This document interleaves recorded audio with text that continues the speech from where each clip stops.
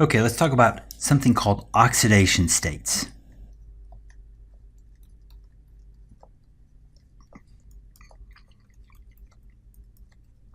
This is sort of a big picture idea to help us organize what is the order in which we learn material in organic chemistry. Now, there are a lot of ways to tackle oxidation states. I'm going to keep it as simple as possible, not that the other ways are super complex, but I'm going to count our oxidation state based on the number of bonds from a carbon to a more electronegative atom. Okay, so what the heck am I talking about? Well, let's start where we began in this course.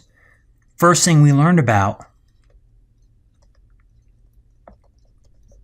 alkanes, things like ethane.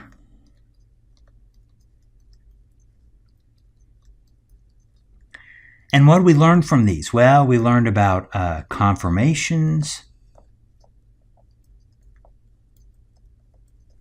We learned a little bit about stereochemistry, but there's not a whole lot in simple alkanes, except for the world's economy runs on hydrocarbons. I mean, that's pretty important. But alkanes from an organic chemistry standpoint are pretty boring in a research laboratory. Note that the carbons in alkanes have 0 bonds to an electronegative atom. Okay, what came next? Next, we went to things like the alkyl halides and alcohols. So for these, we learned about the big 4 reactions: SN2, E2, SN1, E1. We learned about that type of chemistry. In these compounds, we typically we learned how to handle carbons that have 1 bond to an electronegative atom.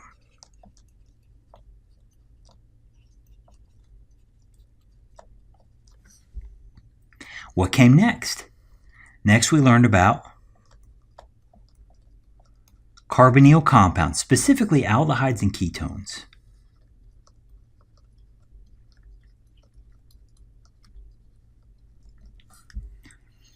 And so what did we do here? We learned about nucleophilic additions. We learned about the aldol reaction.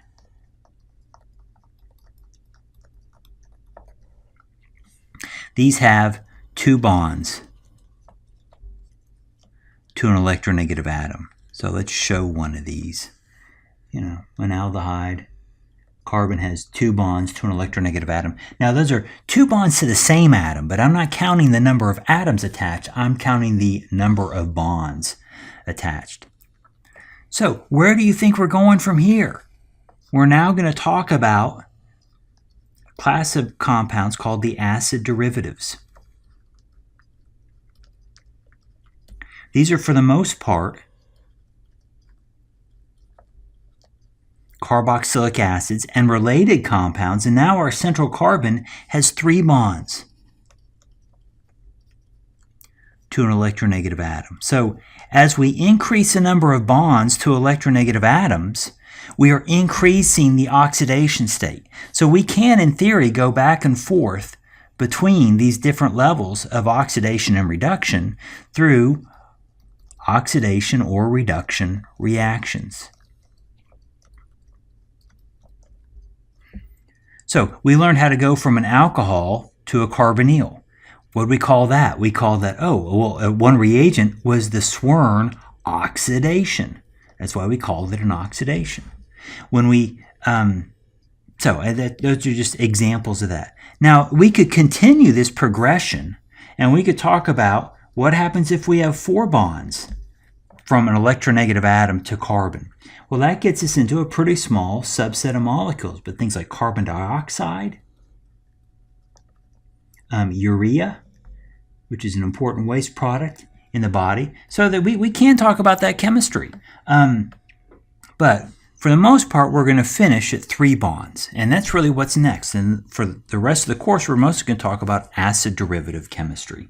And we can classify these, how we presented them, by slowly walking through higher and higher oxidation states. We started at a reduced form of carbon, and we've gone to 1, 2, and now 3 bonds between an electronegative atom and a central carbon.